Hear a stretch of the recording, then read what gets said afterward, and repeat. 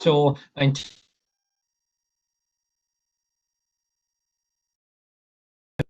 Andrew, good afternoon again. Do we have any apologies?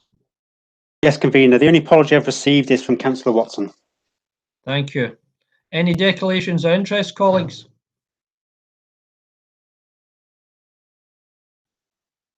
Yep. Harry? Yep, Chair. Items 4, 5 and 6 are all pertaining to Routes to Work, and I'm Chair of Routes to Work. Thanks, sir. Noted. No other comments, colleagues? None? All silence is golden. Right, let's go on to the business. Could I ask us, Pam, to take us through the North Lanarkshire City deal update, please? Pam, if you could address the salient points. Apologies, Convener. Paul Damasio here. I had a technical issue.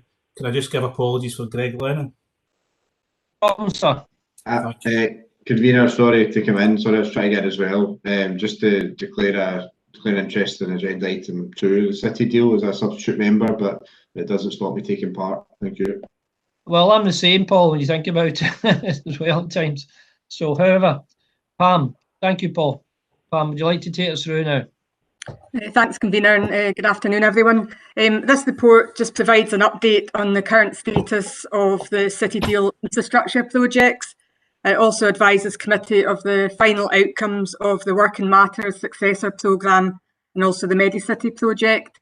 The report's also seeking approval to take forward the procurement of Network Rail to construct the crossing for the West Coast Main Line, and that work is due to start later this year, and that's the first phase of the Ravenscraig Infrastructure Access Project. So happy to take any questions on the report. Thanks. Colleagues, does anyone have any questions? Alan? Thanks, Convener. Pam, no surprise, East Airdrie Link Road, you said in their project affordability issues have been identified. What exactly does that mean, and what implications will that have on any timescale? Thanks. Thanks, Councillor Beveridge. Yep. So, as you know, the final kind of route for the East Airdrie Link Road's not been finalised yet, and obviously there's various options. That was the stage where that was exploring what the options might be. As part of that process, obviously looking at what information was available and doing some site investigations. So as part of that exercise, identified a number of potential issues that would impact on the cost, and not least of which was the existence of quite a lot of peat deposits in certain parts of the proposed location. So the stage we're at the moment is really doing further site investigations and looking again and doing further options appraisal in terms of what the optimum route would be for the East Airdrie Link Road, and clearly then narrowing down what the cost implications would be in terms of any increase in projected costs. So all of that work still still underway. At the moment, the programme is still as in terms of what the final anticipated delivery is still as programmed. But obviously, if that may change, but that's not currently supposed to change. I think, as we've said in the report, if there is and it's expected there would be an increase in cost, then that would be considered as part of the review of the 5-year capital programme that's due to be considered by the Policy and Strategy Committee in March. So hopefully that would then be resolved as part of that process.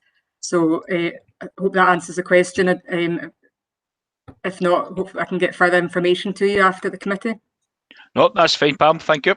Thanks, Alan. Jim? Yeah, thanks. Page 6, item 212, the last sentence.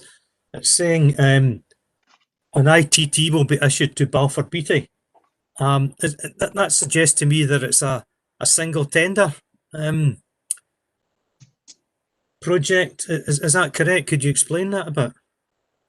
Yeah, I think you recall, I can't remember exactly which committee, but we got approval at a previous committee to explore feasibility of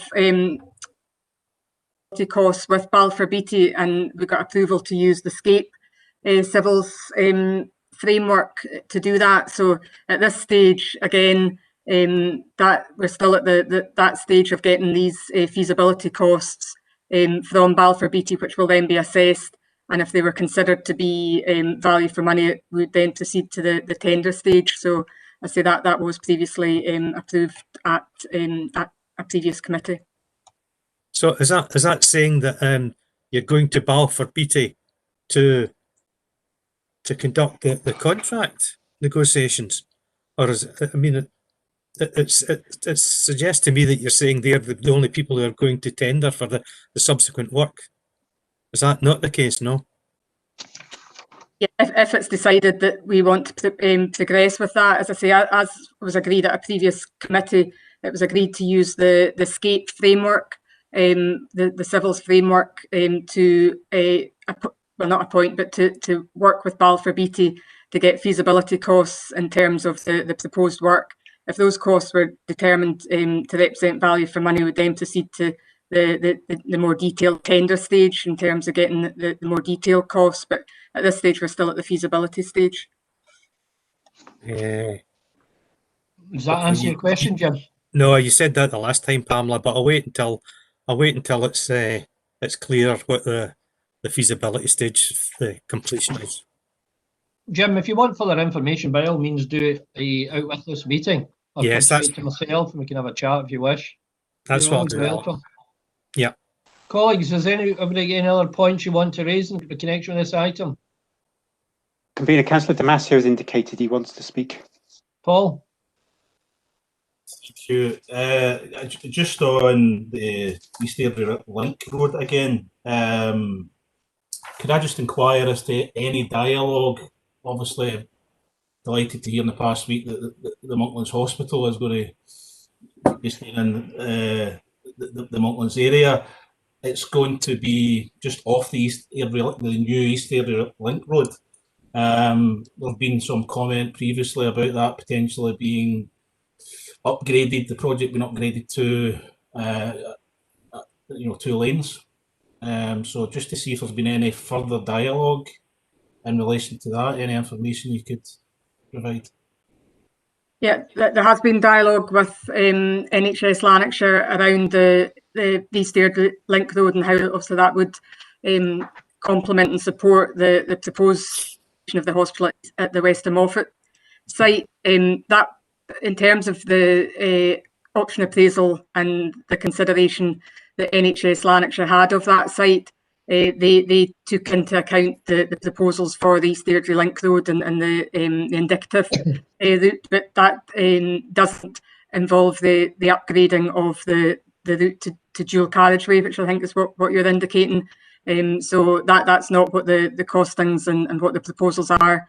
They have obviously looked at obviously taking an access off the East Airdrie Link Road, but obviously that would be at their that would be part of the development of the hospital, and that would be at their at their expense. So there's ongoing discussion with the team around, because obviously it's a good stage, if you like, because we've not yet absolutely finalised everything in terms of the route for East Airdrie Link Road. So there is discussion ongoing in terms of how the East Airdrie Link Road, as it goes goes through that site or around the site, where the optimum route would be linked to the hospital proposal. So yeah, dialogue's continuing on that.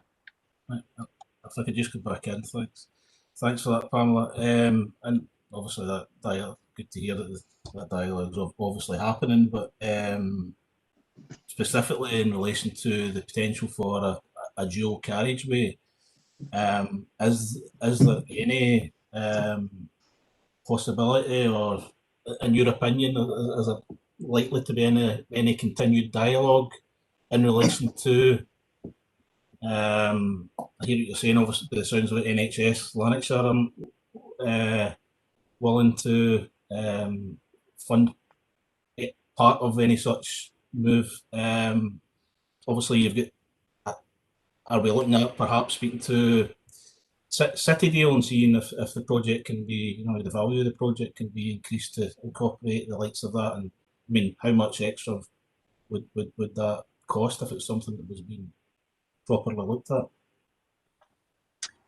Yeah, I mean, basically, in terms of as I said earlier, the costs have already increased in relation to this project due to the reasons I outlined, and that's obviously additional funding that the council will need to consider whether it wants to contribute to the project. There's no additional City Deal funding available. The City Deal grant for all of the projects is what it is. So at this stage, there's no indication that there'll be any additional funding forthcoming from City Deal. And as I said, in terms of NHS Lanarkshire's consideration of the Western Moffat site, that was on the basis of it being the single carriageway and not dual carriageway. Albeit, as I say, they've assumed or taken that an access that they would build an access off the road. So. No, I wouldn't anticipate that there'll be funding forthcoming to make the road a dual carriageway, and I don't think there's evidence that that's necessarily that's required. Okay, thanks, Michael. Thanks very much, convener. It's more a comment than a question, but I think the comment's got to be made. We've got a councillor here a week after announcement made in the Monklands Hospital remaining Airdrie, if you like, asking for further funding.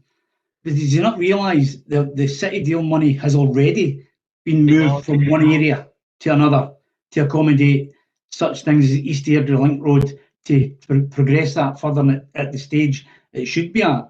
Because the money was moved from predominantly Ward 5 and Ward 6 in the Northern Corridor, where there was projects identified at the start of the City Deal.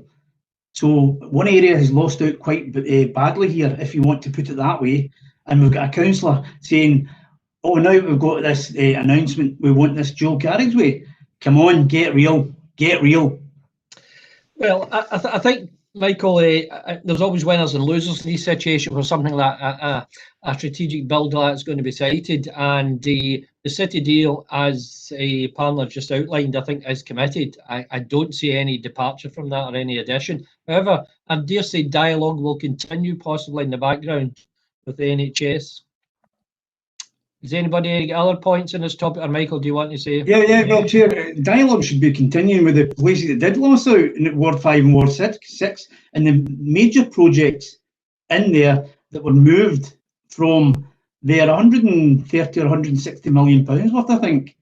You know, if I'm just thinking off the top of my head, if there's any dialogue with the City Deal, we'll be wanting these projects reinstated before we get any grandiose ideas of upgrading a project that's already benefited from one area losing out. You're right, there is always losers. But I'll tell you what, the losers will come back and bite you if you don't treat them properly. Thank you, Michael. Can I come in, convener? Yes. Thanks. In fairness to Councillor DiMaggio, Councillor McPake is making a sort of political statement there, which I don't think is called for in here.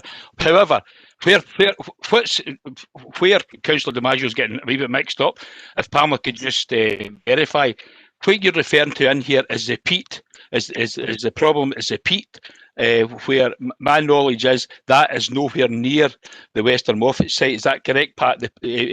Pamela, the peat is a way up towards between the A89 and the stand. Yeah, that's as you say, where the main issue has been identified. Having said that, so there's still further site investigation would need to be done once the sort of preferred or finalised preferred route is fixed. Then obviously there'll be more site investigation then. But you're correct in terms of where the main issues are is up round further up from where the Western Moffat site is. Thanks, Pam. Thank you. Is there any further comments, colleagues? Questions? Happy to accept the recommendations and move on. Convener, I put my name in the chat bar again. It's just to, if you don't mind, convener, through you, No problem. Allegation was made there that I made this political. No, I didn't. I stated the facts, and I'm not apologised for stating the facts. Well, it's as far as I'm concerned, everybody's entitled to their opinion, and you know my views on these things as everybody else does. However, I'd be happy to accept the recommendations. Yes, let's move on, colleagues, to item 3, please. David Greer, I understand you're going to be taking us through the salient points here. Thanks, convener. Thank you. The purpose of this report is to update committee on the progress made on the 2020 Economic Regeneration Delivery Plan Action Plan, and also to seek approval for the 2021-22 updated action plans and key actions included in that. So just as a wee bit of background, the ERDP, Economic Regeneration Delivery Plan, was approved by committee in August, this committee in August 2019, to support delivery of 4 key strategic themes around delivery of new homes, reshaping our town centres, improving our business and industry infrastructure, and developing strategic infrastructure. So Appendix 1 within the report provides an update on the annual action plan, which was approved by committee at that time as well. And it's also been given, each action and it's been given a green, amber and red status. And again, from that, for the 45 actions so far, and in that, 75% are at green, 24% at amber, and under 1% currently at red. Paragraph 2.2.2 within the report highlights some of the key achievements we've delivered over the last year to 18 months, which includes the delivery of 425 new affordable homes, the development and approval of the draft town visions, over £5 million investment in our town centres, 1,000 residents have been supported into employment, 500 new business startups, over £7 million invested within our business and industry infrastructure, and investment made to bring over 15 hectares of vacant and derelict land back into use or eventual use. So the action plan was always designed to be updated on an annual basis to reflect the progress and any new targets and milestones. So again, within Appendix 2, highlight the updated action plan for 21-22, for which we are seeking approval. Again, this action plan outlines a number of key actions which we'll be looking to take forward to deliver the 4 key themes of the ERDP as highlighted. It's just probably worth noting within this that the ERDP is monitored through the ERDP board, which is made up of heads of services, and it will focus primarily, the change has been changed slightly to focus primarily on the physical infrastructure and investment we've made in that.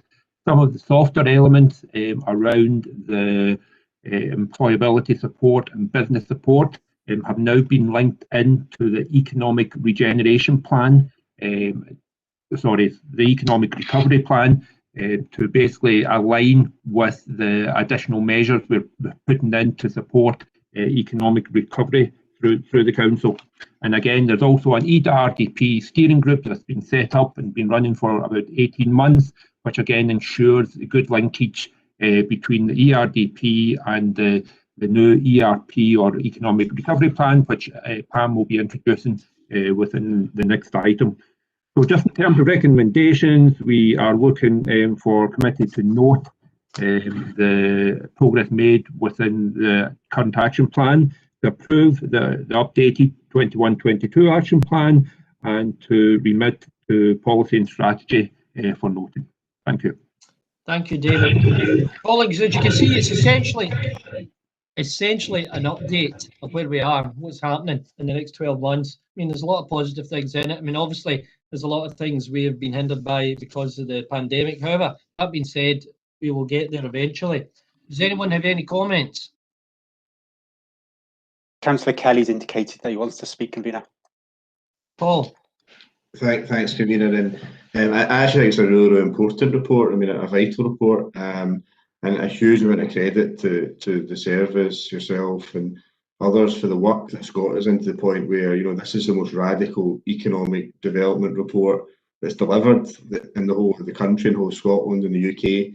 And the plans for the future are even more critical as we try and come out of this pandemic.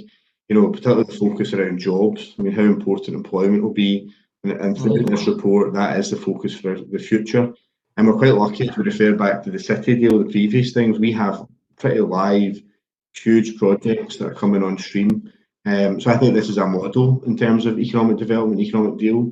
And I certainly hope that to be supportive to things like the Scottish and UK governments who have been partners in some of it, that we pass this on in terms of the success that's been made and the direction of travel, because I think it'd be helpful as we come out of this pandemic. This is a very radical plan that's delivered and will continue to deliver for residents in North Lanarkshire. So well done. Thank you, Paul, for your comments. I mean, as I said some time ago at various forums, this is a new deal for Lanarkshire, and I'm delighted that everybody across the political spectrum is brought into it, and probably without exception as well. So thank you, everyone, for that. Is anyone got any comments at all? Any comments you want to make? Happy to accept the recommendations. Thank you, David. Thank you again for your coverage. Pam, would you like to take us on to item 4, please, through the salient points?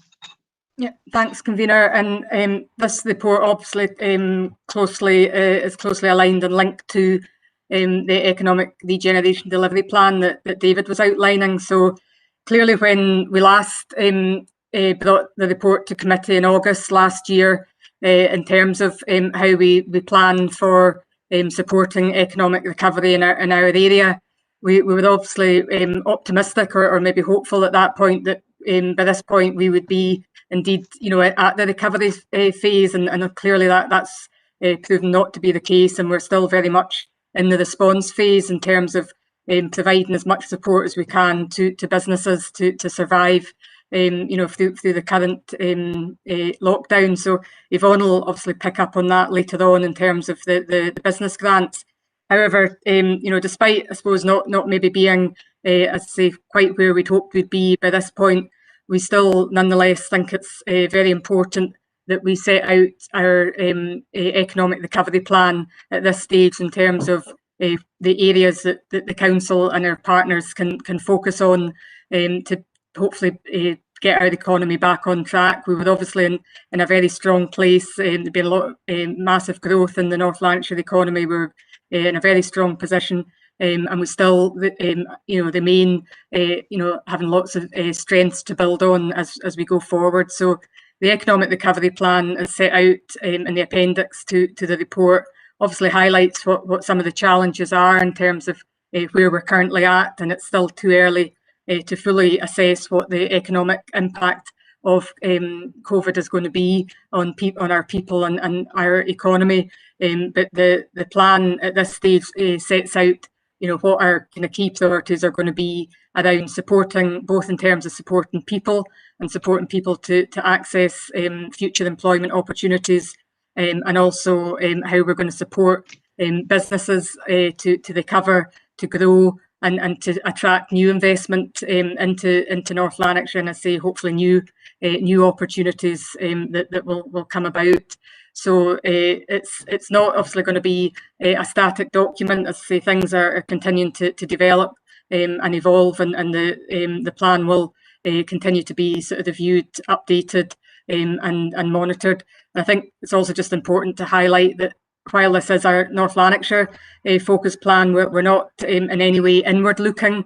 We also are very actively engaged both at a pan-Lanarkshire level with our colleagues in South Lanarkshire through the Glasgow City region in terms of the economic recovery plan and plans hopefully to get additional investment into the region, and also nationally in terms of any you know, proposals and developments in terms of economic recovery. So we'll certainly make sure that North Lanarkshire Council maximises on any opportunities that become available through that process. So we will obviously continue to keep the committee updated, and we'll report back in terms of progress and with a further update as things develop. So hopefully, as I say, members are happy to approve the content of the action plan, or the plan and the action plan as set out in the report. I'm happy to take any questions.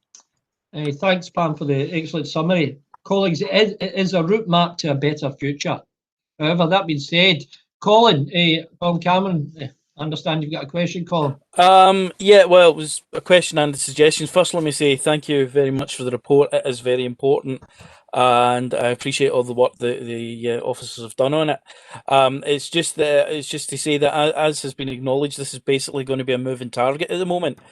And my question and suggestion would be this: with this report going to be updated on a regular basis, and the committee only meeting every 3 months, it might be wise for us to have this as a digital document, that when any part of it's updated, just a link sent out to the committee members so that we can keep updated, rather than having a single massive update with a new paper every 3 months. That was just merely my suggestion.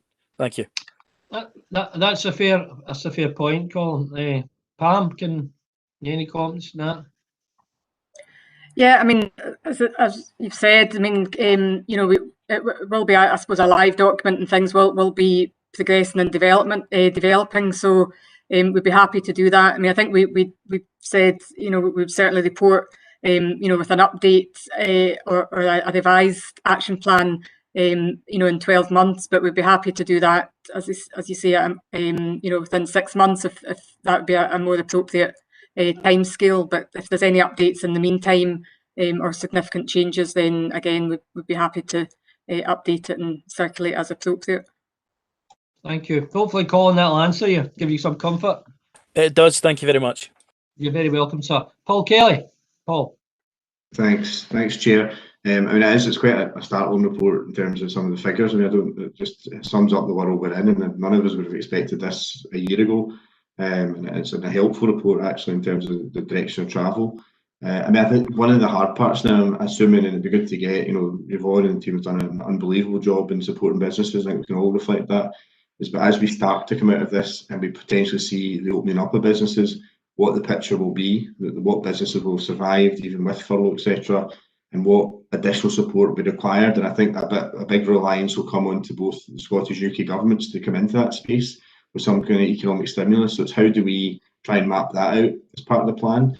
And in page 57, I think we all agree, the groups that are hardest hit, and with situations like this, it's outlined. And I think that's another area where we need to work with government to see what we can do to create a system which is fair and helps people and supports people, and flag up these issues around people who are hardest to reach, because we've done a phenomenal work in North Lanarkshire to support these people, and we'll still do this every day. But I think it's also needs national support. So I think that's a key area and key group of people that we need to do everything we can to support. Thank you, Chair.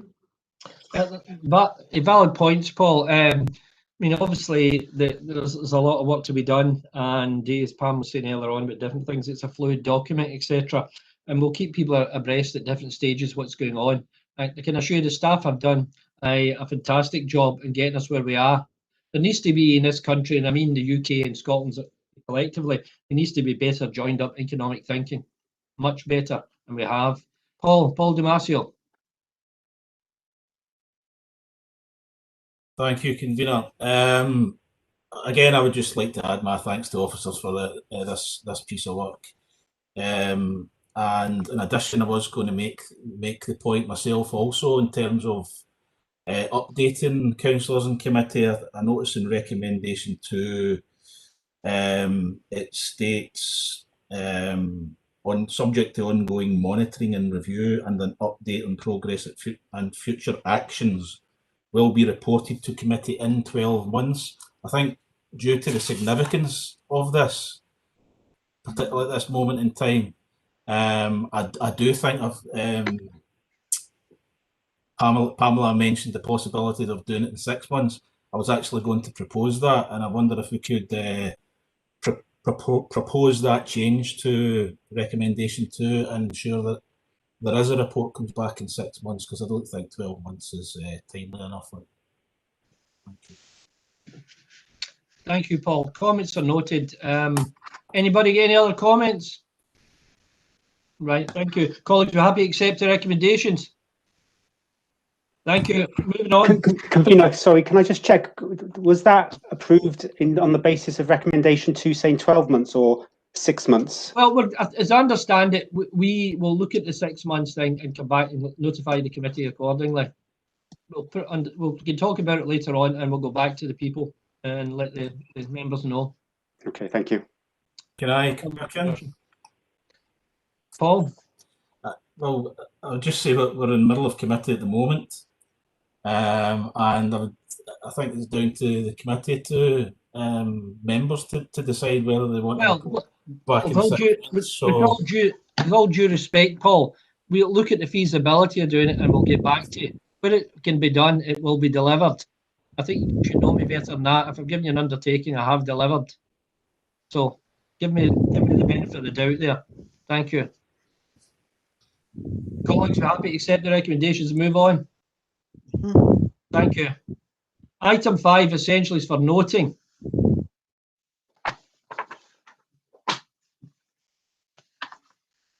Convener, apologies to come in here, but we need a formal decision on this.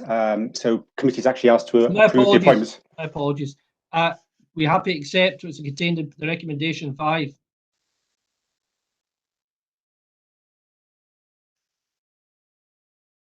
Thank you. Item 6, Paul Kane. Thanks, Convener. Good afternoon, everyone. So this report on the North Lanarkshire Youth Guarantee comes from a response from the Scottish Government to the steep rise in youth unemployment this year.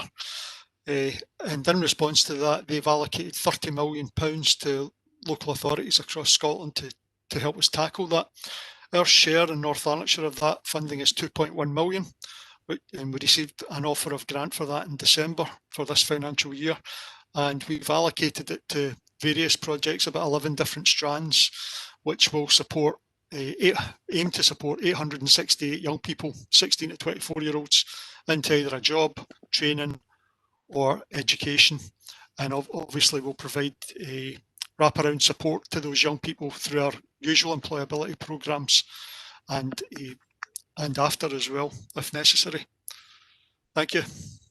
Thank you, Paul. Colleagues, does anyone have any comments they wish to air? I mean, obviously this is an important report, especially the impact it's had on the younger generation, who in fact are the future, with the exception of a number of younger people on screen at the moment, excluding myself.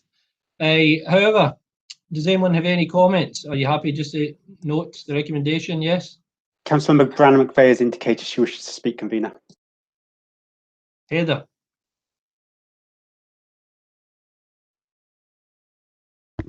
Thank you, Convener. It's just by way of brief comment. I think the paper, it builds on the firm tradition that we have of engaging young people in employment and employability routes here in North Lanarkshire, and I think it could really make a difference. I think we've got a real opportunity to be bold, as this report outlines, and have really focused work with some of the young people who are furthest away from employment. And those wraparound services that you mentioned are essential, because employment is only part of the process for a young person. And we also know that if we engage young people in sustained employment now, it can support them in sustained employment throughout their whole life, giving them that work culture going through. So I really welcome the report and congratulate the officers for bringing this forward and securing the resource from government in this issue. Thank you. Thank you, Heather, for that. I mean, that's obviously we want our younger people to play an active role in our society, and this report will certainly help in that direction. But there's been many challenges in the past. Again, Paul, thank you for you and the team. I'm happy to accept the recommendations, colleagues. Item 7. Yvonne, I believe you're taking us through that. Thank you, Convener, and good afternoon, everyone. So throughout the pandemic, the Council's been delivering a range of business support services on behalf of the Scottish Government, and the appendix to the report details some of the schemes we have been delivering and some of the schemes that we'll be delivering over the next few months.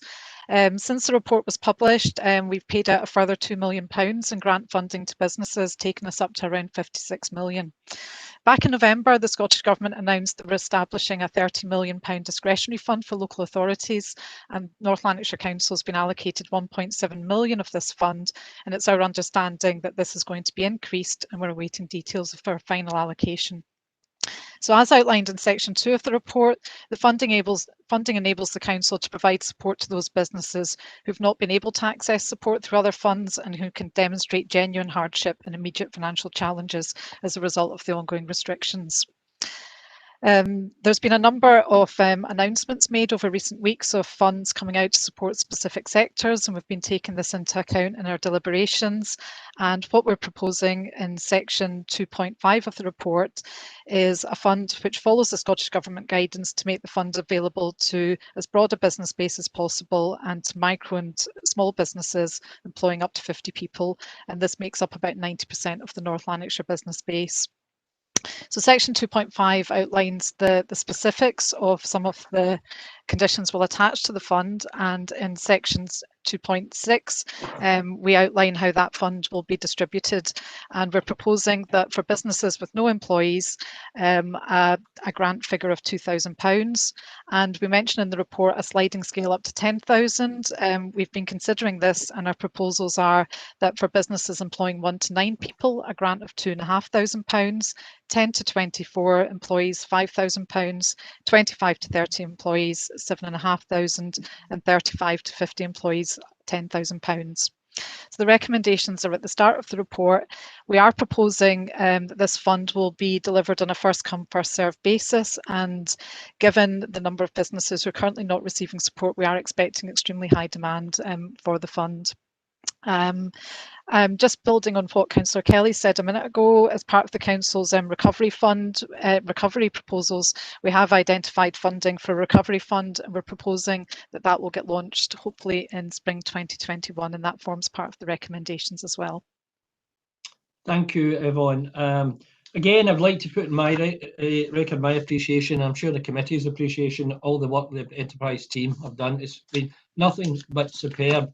And to use I'll not use the football cliche I've used in the past, which has got me into a wee bit of bother. However, that being said, excellent work, Yvonne and the team. Could I then invite questions from Megan, first of all? Thanks, Convener. And can I just echo your thoughts and your comments in relation to the business team, because they have been absolutely outstanding through this full process. So well done to each and every one of them, because it's been a real effort from them to get the support to businesses that they really, really need just now. The two questions that I've got is 2.7 and 2.8. 2.7, because I have had a number of businesses, understandably, that have taken an interest in this paper today because it will impact their livelihoods, and they're just a bit worried about 2.7, about the first come, first served basis.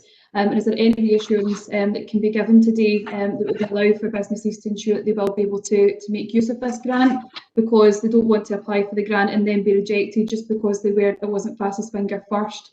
And then 2.8, if this is approved today, if the criteria is approved, when will this go online? When can businesses access this support? Thank you. Yvonne. Yep, thank you, Councillor Gallagher, and thank you for your comments as well. Certainly, we did look at a range of options for this, in terms of the high volume of applications, how could we assess those, and in line with a lot of other authorities, the only fair way we could do this was on a first come, first served basis. What we are proposing is to get the guidance subject to approval today, put on the website as quickly as possible, and we're currently working with IT to finalise the online application procedures, and they'll come online hopefully early next week. So we're hoping to have the guidance up for a few days before the fund actually goes live, which will allow businesses to prepare for applications.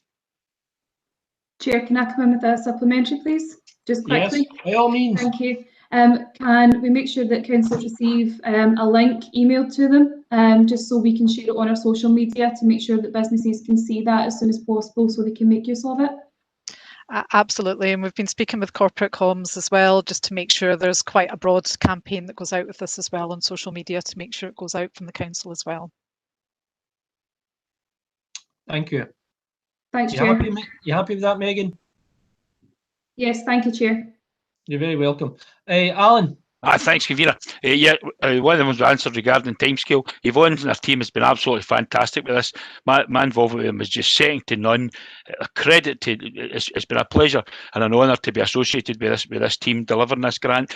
One wee query I've had is how complicated it is to administer, and understand that we are simply following the Scottish government guidelines in regarding the criteria and administering and filling in for this grant. Can you just confirm, Yvonne, is it going to be a complicated a procedure, and are we just following the Scottish government guidelines in this? Thanks. What we're trying to do is to make it as easy for businesses as possible. A lot of the funding has been based on self-declaration for businesses, and we're trying to follow that as much as possible. But on the other hand, we need to ensure that we're, maximising the audit trail for this. So we are going to be asking businesses to demonstrate that they are experiencing hardship, and we're trying to make that as simple as possible by detailing the evidence that they need. And because we're doing the sliding scale for numbers of employees, we will be asking for confirmation of employee numbers. So we do have to build some safeguards in, but as much as possible, we're trying to make this in line with what the Scottish Government wants, which is based on self-declaration and having that sort of fine balance between having that audit trail and, allowing businesses to tell us what they're doing. Thanks, Yvonne. Thank you, Alan. Move on. Heather. Thanks very much, convener. Can you hear me okay? I can indeed. Excellent, thanks very much. Yvonne answered my question broadly in the last section. It was regarding ability to define the size of a company. It's based on what point of the year is that, but I suppose if it's most up-to-date payroll or last declared, that'll give that answer.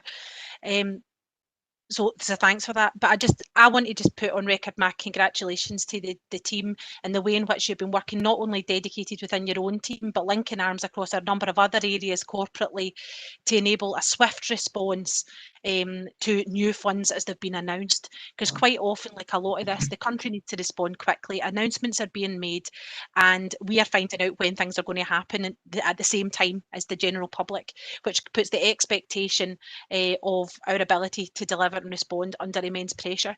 And I appreciate the size of the challenge. I don't underestimate it, but I thank the team and indeed the council as a whole for the way in which they've responded to it. Yvonne and I have spoken about this in the past, but I think it's important to say that in this public forum that I recognise the work that's being done, because it's not just about getting a criteria in place once we know what that criteria is from government, but it's communicating and supporting people to apply and indeed get those resources immediately into the businesses, and that is keeping businesses afloat, and that will help the North Lanarkshire economy to recover and I hope grow one day. So my sincere thanks. Thank you, Heather, for your positive comments there. I mean, Olivia and I have acknowledged the contribution from other sectors of the council, and have relayed that a message through Robert Steenson as well. But everybody feel free to acknowledge what the team have done, because, as I say, it's been simply the best. I shouldn't have said that, possibly that comment. My apologies for that. But however, and I think Alan Beveridge summarised it quite well too. Tracy, I understand you've got two mentions in the chat bar. Have your comments been answered? Your questions been answered? Yeah, Councillor Gallagher did ask the questions that I was going to ask. And maybe, if you don't mind, so that on you go, Tracy. The hardship fund, which was the fund that was used first time round for the self-employed people, so that's now like non-existent, and people will need to reapply for whatever criteria they now fit into when this passes today, or if this passes today.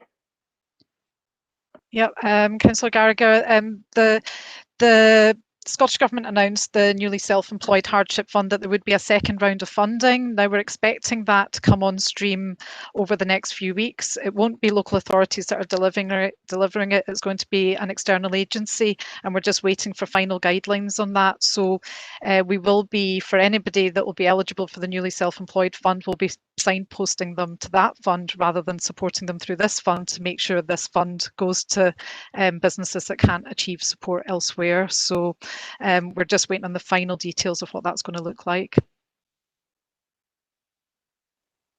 Does that answer your question, Tracy? It does, thanks, and I'm glad I did come in. Thank you. You're welcome. Paul Damasio. Hi, thanks, convener. The thrust of my main point's already been covered, but I would just obviously like to welcome, as I'm sure everybody does, the 54 million that's come into the council to help local businesses so far. Obviously, that's going up all the time.